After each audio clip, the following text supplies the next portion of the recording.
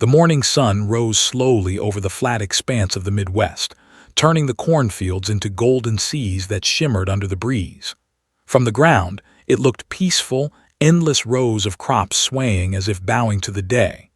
But up above, slicing through the cool air, a weathered crop duster hummed with a restless spirit. At the controls sat Carter, her hands steady, her eyes sharp. She had flown these fields since she was 16, learning every dip, every tree line, every unpredictable gust of wind that swept across the open land. Flying wasn't just a skill, it was survival, escape, and inheritance.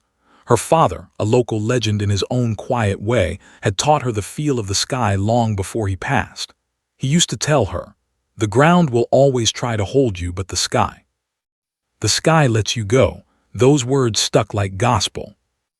Now 24 had long the crop duster's rattling frame, but it was all she had. Farmers trusted her to keep their fields safe, and she never failed them. Her plane was battered, patched with parts older than she was, yet in her hands it moved with grace, dipping, banking, and darting as if it were part of her. The locals didn't see it that way. To them, she was just the girl who dusted crops, a farm-town pilot whose world would never stretch beyond these fields. They chuckled when they saw her fly too close to the treetops, shaking their heads at her daring maneuvers. Some even mocked her radio call sign, Viper, given half-jokingly by her childhood friend and mechanic Mark, after she performed a sharp barrel roll during a county fair demonstration. The name stuck, but in the mouths of others it was more tease than respect. Yet never cared. In the cockpit she wasn't small town. She wasn't the girl who mended fences, balanced bills, and heard whispers about how she should settle down. In the cockpit, she was unstoppable. Every dive was a strike, every climb a declaration, every turn a rebellion against the limits the world tried to set for her. But as she banked low over a stretch of soybeans, watching the morning haze scatter under her wings couldn't shake the quiet truth pressing on her chest. Her life was circling. Day after day, season after season, she flew the same fields, patched the same plane, and returned to the same silence in the small farmhouse she shared with her mother. She dreamed bigger, but dreaming didn't pay bills. Dreaming didn't fix a broken carburetor or fill a fuel tank. Sometimes, though, when the horizon burned orange at dusk and her shadow stretched across the corn below, she imagined herself somewhere else, flying higher, flying faster.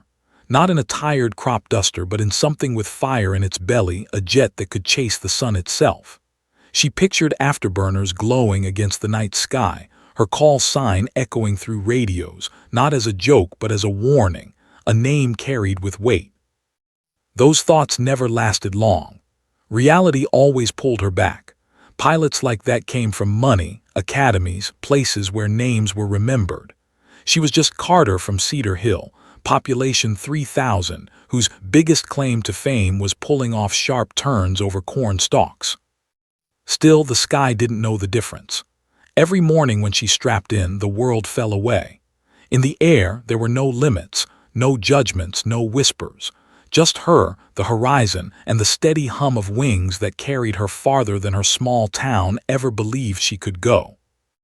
What didn't know, as she traced her familiar patterns above the fields that morning, was that fate was already watching. Beyond the line of clouds, beyond her sleepy little town, something waited, something faster, louder, and far more dangerous than anything she had ever known. The skies she thought belonged only to her were about to open into a new world, one that would test her name, her courage, and her destiny. For now, though, she was just a cornfield pilot, just Viper. And that was enough, until the F-35s heard her call sign. The heat came early that day, pressing down on the fields like a heavy hand. By mid-morning, the sky shimmered with waves of rising air, and a haze curled over the horizon. Carter was already in the cockpit, checking her gauges, when she caught sight of something unusual, a thin column of smoke rising in the distance. At first, she thought it was just someone burning brush, but within minutes, the smoke thickened, dark plumes twisting into the sky. Her heart tightened. Out here in dry midsummer, one careless spark could swallow acres of farmland. She opened the throttle and pointed the nose of her battered crop duster toward the smoke. The fire had spread to a neighbor's field, flames licking through rows of dry corn. Farmers were scrambling with hoses, shouting orders, their efforts nearly useless against the speed of the blaze. Circled overhead, her stomach twisting. She didn't have fire-retardant gear. She didn't have a water tank. But she did have an old plane with a full hopper of liquid fertilizer. And she had nerve. Without hesitation, she radioed down, her voice cutting sharp and calm. "This is Viper, clear the east side. I'm coming in low." The ground crews didn't question her. They scattered as she dove, released the hopper just as the flames threatened to cross into another stretch of crops. A wave of liquid splashed down, buying precious seconds. She yanked the stick, pulling the plane up so hard the frame rattled. Then she circled and did it again, cutting swaths of until the blaze slowed enough for firefighters to contain it. What didn't know was that high above, another set of eyes had locked on her. 20,000 feet up, an Air National Guard squadron of F-35s was conducting routine training maneuvers. Their sleek forms cut silently across the sky, their pilots half bored, running through drills they had practiced 100 times before. Then a young lieutenant noticed the plume of smoke below. He tuned into a local emergency frequency and froze when he heard a voice. "This is Viper." The call sign was crisp, professional, like something straight out of their own comms. The lieutenant frowned, thinking he'd misheard. But as he listened, his surprise grew. The woman on the radio gave calm, precise directions, guiding fire crews with a tone that suggested she had been born in the cockpit. And then he saw her, a tiny speck of a crop duster diving straight into the smoke, wings trembling as she skimmed the fire. Sir," the lieutenant muttered to his squad leader, "you're gonna want to see this." Within seconds, the rest of the squad had eyes on her. Through their visors, they watched in disbelief as the little propeller plane rolled, climbed, and banked with daring maneuvers most rookie jet pilots couldn't pull off. The commander's brow furrowed. What the hell is a crop duster doing flying like that? The answer didn't come, but the pilots couldn't tear their eyes away. For a long minute, they even broke formation, circling to watch this unknown Viper carve through the smoke as if the sky belonged to her. Finally, when the fire was mostly under control, pulled away, her voice steady but tinged with exhaustion.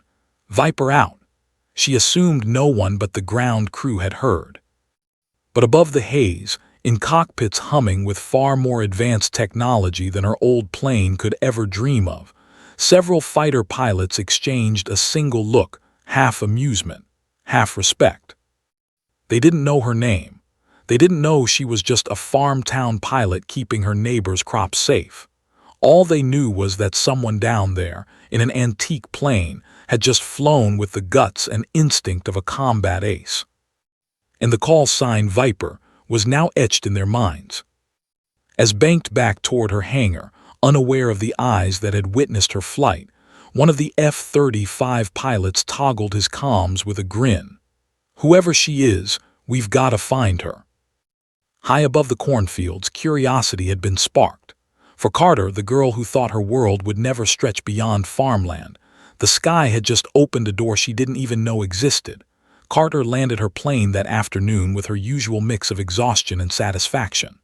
The fire was contained, the crops mostly saved, and the ground crews had already given her a round of grateful waves. To her, it was just another day of work, dirty, sweaty, and unglamorous.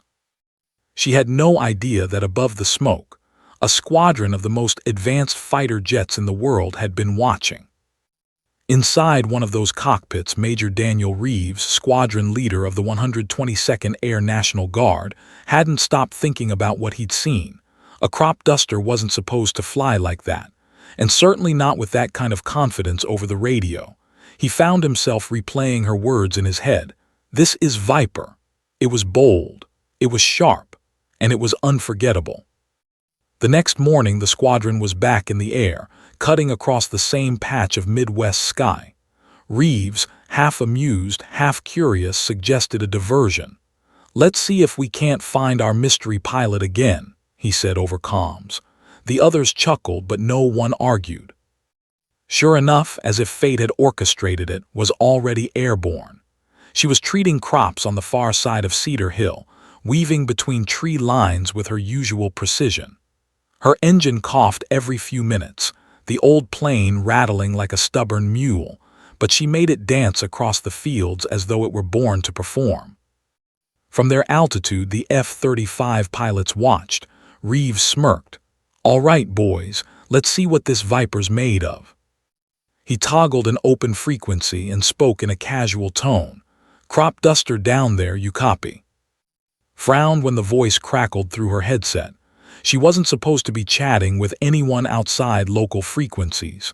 Still, instinct answered before doubt could. "Copy. Who's asking?" A laugh came back. "Call me Falcon. We heard about a pilot named Viper. You wouldn't know anything about that, would you?"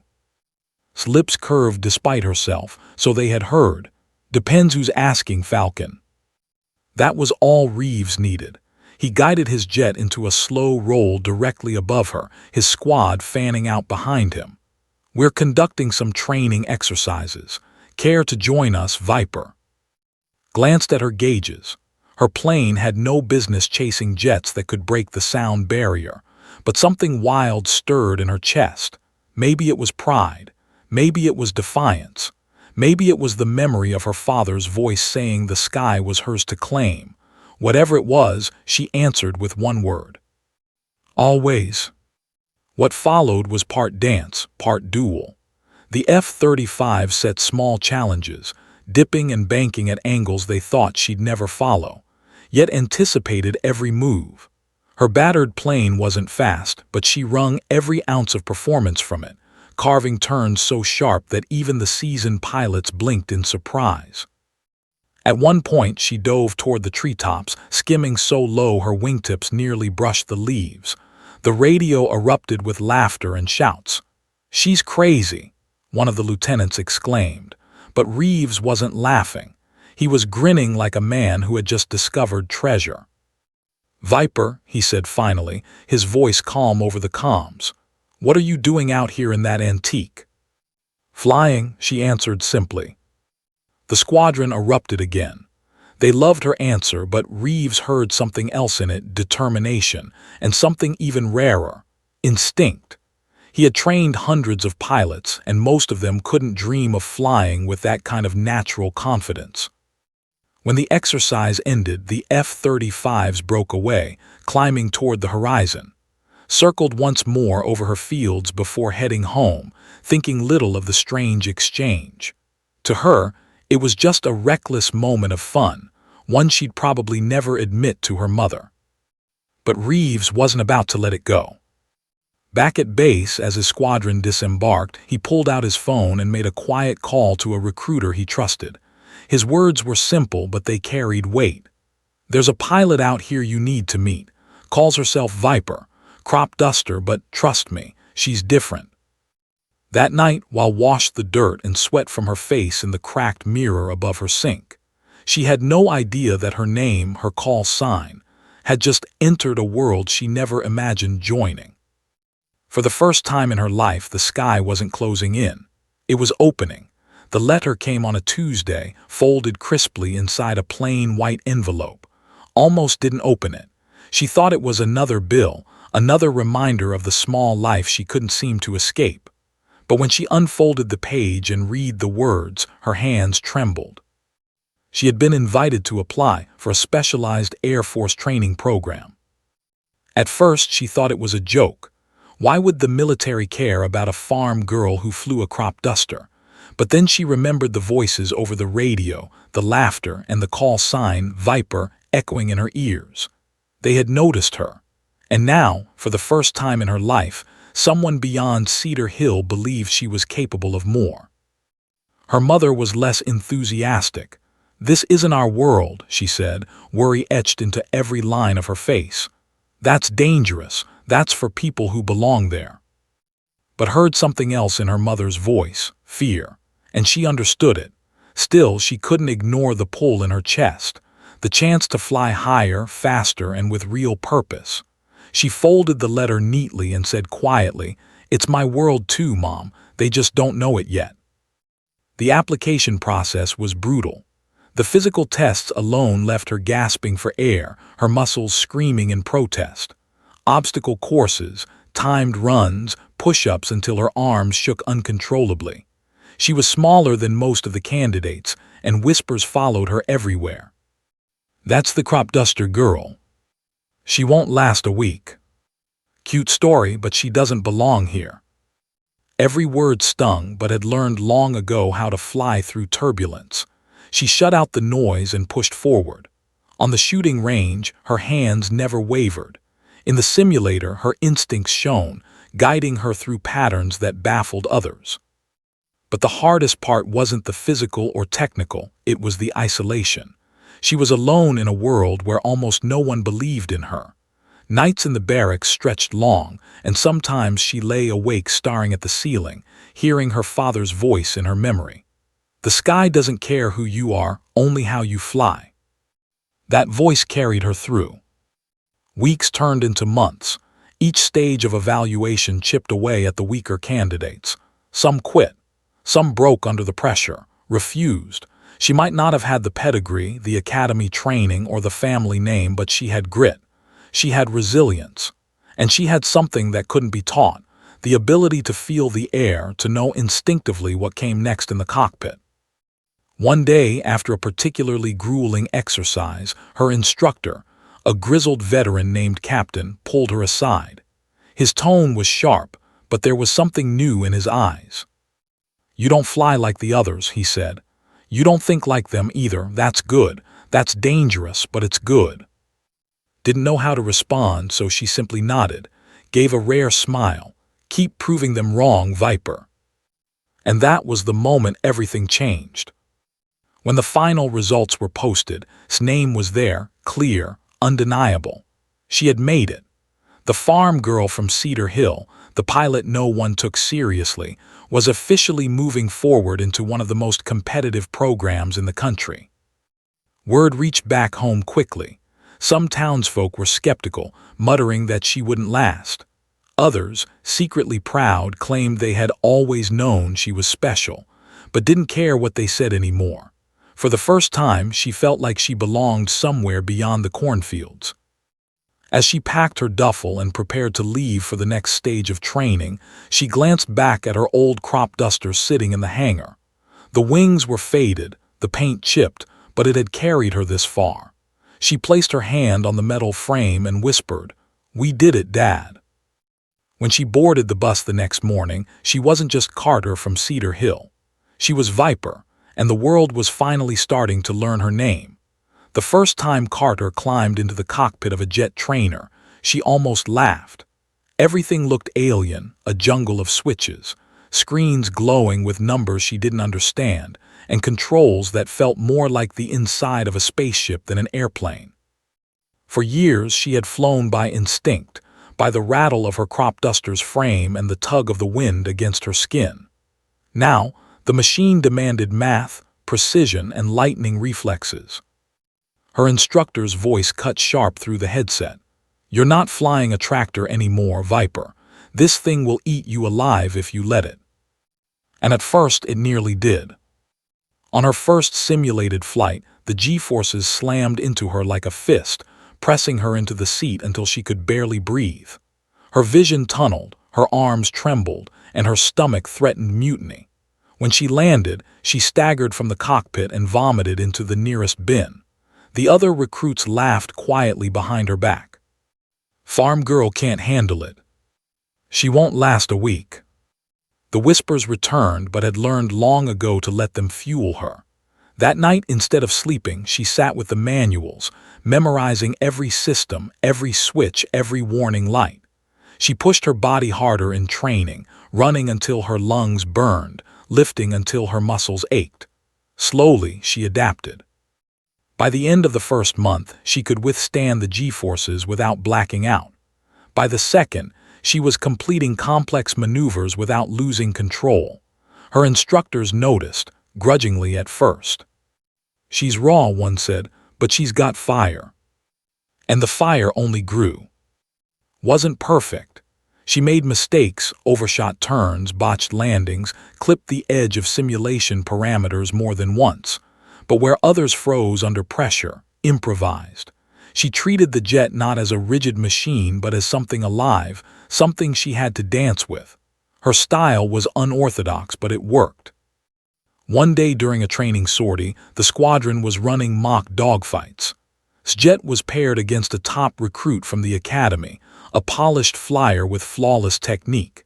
Everyone expected him to wipe her out in seconds. But thought differently. She remembered chasing hawks away from her family's fields as a girl, diving and twisting in her crop duster until the birds gave up. She used the same instinct here, pulling maneuvers so unpredictable that her opponent overshot. In less than 2 minutes, she had him locked in her sights. "Kill confirmed," the instructor's voice said, stunned. The room fell silent when she returned to base. Then someone whispered the word that had once been a joke, "Viper," and this time it carried respect. Her reputation began to spread. She wasn't the strongest, the fastest, or the most by the book, but she had instincts no one else could match, a sixth sense in the air, a refusal to fly scared. Some called it recklessness, others called it genius. Didn't care what they called it. She only knew that for the first time, she was exactly where she belonged. Still, the road wasn't easy. At night, exhaustion gnawed at her bones. Letters from her mother reminded her of the life she had left behind, the quiet farmhouse that felt emptier without her. Sometimes she wondered if she was being selfish, chasing skis while her family struggled to keep the farm afloat. But when she strapped into the cockpit, doubts disappeared. The roar of the engines drowned everything else. The day she transitioned from the trainer to the F-35 itself, she paused at the foot of the ladder. The jet loomed like a beast of steel and fire, sleek and predatory. She touched its side, heart racing. "This isn't just flying," she whispered to herself. "This is war in the sky." Her instructor overheard and smirked. "Then fight like a viper." As the canopy closed around her and the systems came alive, felt the old world, the cornfields, the laughter, the doubts fall away. Ahead was a horizon she had only ever dreamed of. And she was ready to chase it. The roar of afterburners filled the air as Carter's squadron thundered into formation. It wasn't a routine flight this time. Today was a joint exercise, one that simulated real combat conditions with multiple squadrons, advanced tactics, and strict scoring. For the recruits, it was the closest thing to war they'd ever face. Flashed across her screen, Viper.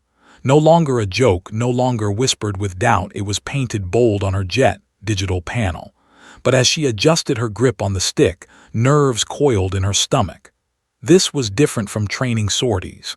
This was about survival, even if only simulated. The voice of her squad leader crackled over comms. "Stay sharp. Remember, out there's an enemy who's faster, better armed, and waiting for you to blink." The exercise began. Radar lit up with hostile contacts, simulated enemy jets flooding in from the east. Her squad broke into combat spread, engines screaming as they climbed. Almost immediately, chaos erupted. Jet vibrated as simulated missiles locked on her wingman. He panicked, breaking formation and spiraling out of position. Another recruit froze when his systems went red, hesitation costing him valuable seconds until the instructor's voice declared, "You're down." His breath came fast. The enemy seemed everywhere, their maneuvers calculated, ruthless. She forced herself to focus on the patterns. Years in her crop duster came back to her, scanning fields, predicting wind shifts, reading movement before it happened. She realized the enemy wasn't invincible. They were predictable, using textbook tactics. She keyed her mic. "Falcon 2, break right. Falcon 3, climb and roll, trust me." There was a pause. She wasn't the squad leader. She wasn't supposed to give orders, but something in her voice cut through the static, calm, commanding, certain. One by one, the pilots obeyed, dove low, dragging a simulated pursuer into the path of her wingman. A missile lock buzzed, then the enemy vanished from her radar. A kill. The instructor's voice came, tinged with surprise. Good move, Viper. Her confidence surged. She began to improvise, weaving her squad through maneuvers the manuals never taught, skimming low before climbing sharp, baiting enemies into overshooting, forcing them into kill zones.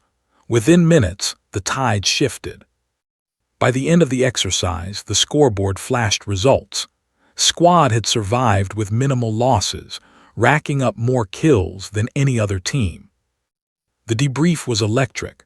Some instructors frowned, calling her tactics reckless.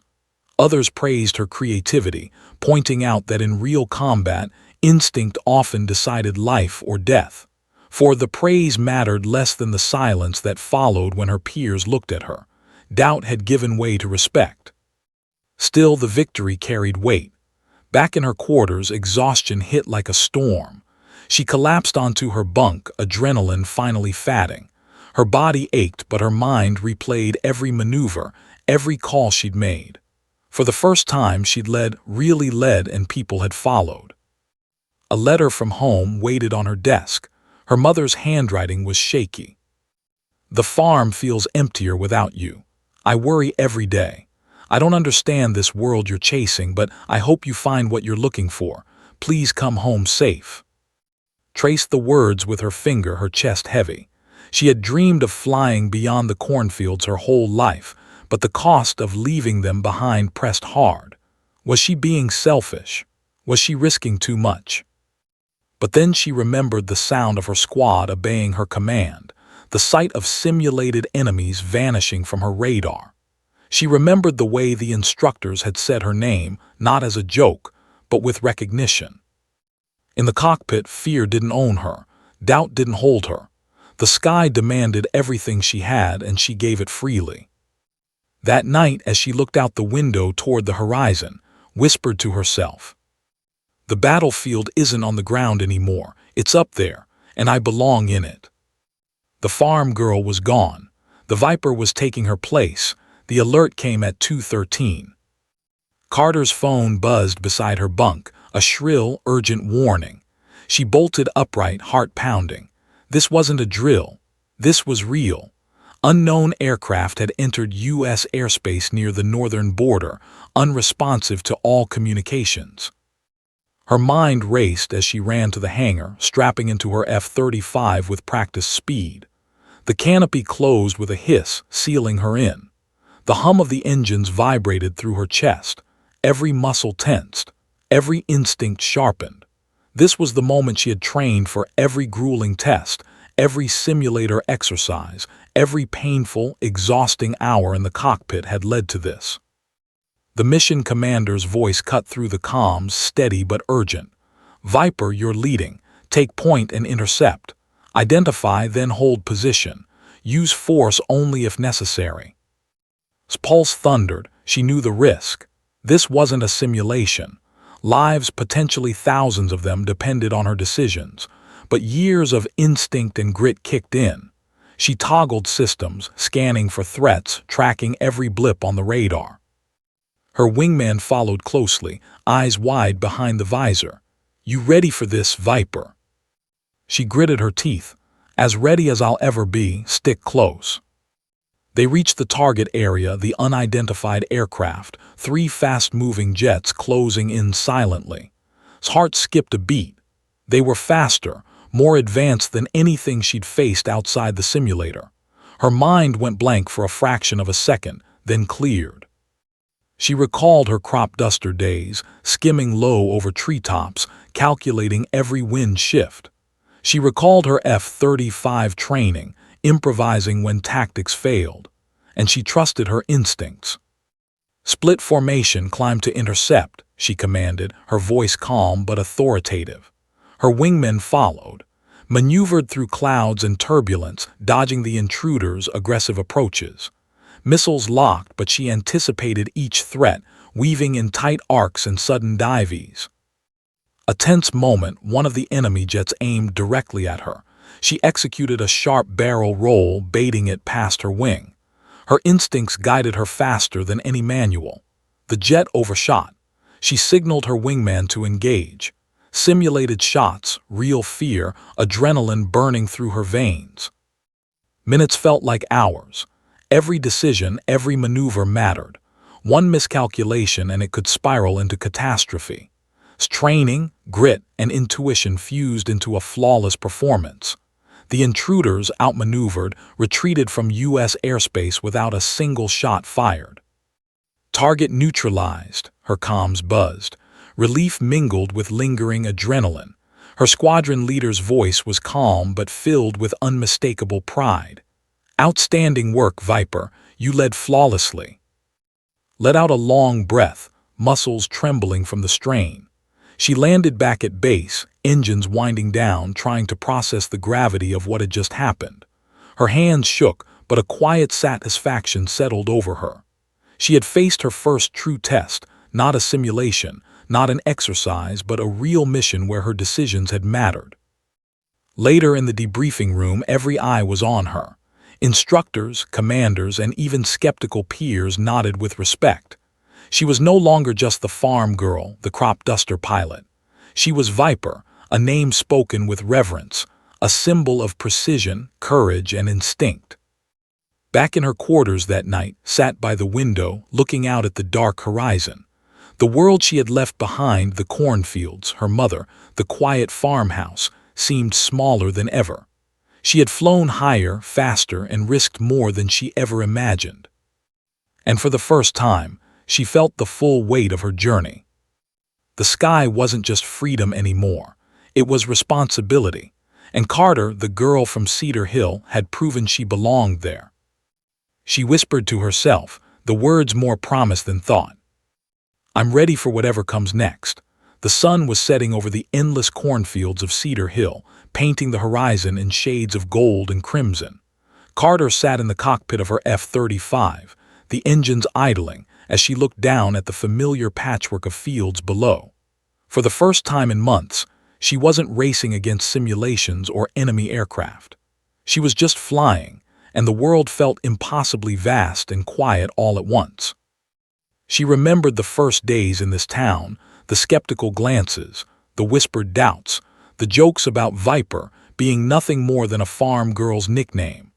How small those worries seemed now, eclipsed by a sky that had tested her limits and stretched her courage beyond anything she had imagined. Landing at the small airstrip near her childhood home, felt the familiar crunch of gravel beneath the jet's tires. It was strange, coming back here after months of adrenaline-fueled missions, grueling exercises, and the harsh discipline of the Air Force. Yet the air smelled the same, sweet with corn and soil, warm and grounding. She had left this town thinking it was the limit of her world, only to return knowing she had touched the edge of something far bigger. Her mother met her at the hangar, eyes wide with a mixture of awe and worry. You actually did it, she whispered, tears brimming, smiled, hugging her mother tightly. We did it, Mom. We both did. I just flew a little higher. The townspeople had gathered quietly along the edges of the airstrip, drawn by curiosity, pride, and the story they had heard spreading like wildfire of the girl who had become more than anyone ever expected. Children waved, shouting, Viper! Viper! Their voices echoed across the fields, a chorus of excitement and admiration. Waved back, feeling the weight and warmth of a legacy she hadn't yet fully understood. In the days that followed, story reached beyond Cedar Hill.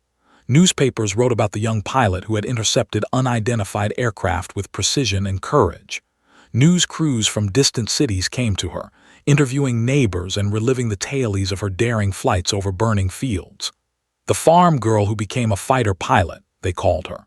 The nickname Viper no longer carried jest or disbelief. It was now a symbol of skill, resilience, and determination. Yet it wasn't the accolades that mattered.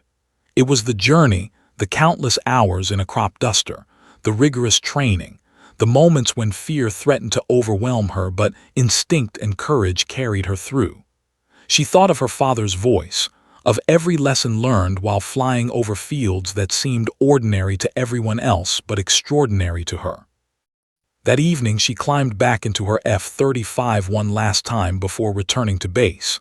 The engine's roar filled her ears, a comforting reminder that the sky was still hers, still waiting. As she lifted off, looked down at Cedar Hill, the town that had nurtured her and doubted her in equal measure, she whispered into the wind, "Thank you and goodbye for now." In that moment, she realized something profound. Flying wasn't just about speed, power, or missions. It was about freedom, courage, and inspiring others to see beyond their limits. Had proven that a farm girl from a small town could rise above expectations, break barriers, and carve her own path, all while keeping her roots close. And she knew the legacy would continue. Other young pilots, especially girls who had never considered a cockpit their domain, would hear the story of Viper and dare to believe. They would imagine themselves soaring beyond impossible horizons, just as had. As the sun disappeared behind the horizon, silhouette merged with the fading light. The F-35 cut through the sky with a roar that carried hope, determination, and the promise of endless possibilities. The cornfields below would always be her beginning, but the skies, vast, limitless, and untamed, were her destiny. She was no longer just Carter from Cedar Hill. She was Viper, a name that would echo in the air and in hearts, a symbol that courage, skill, and dreams could defy any expectation. The sky was hers, and she would never stop flying,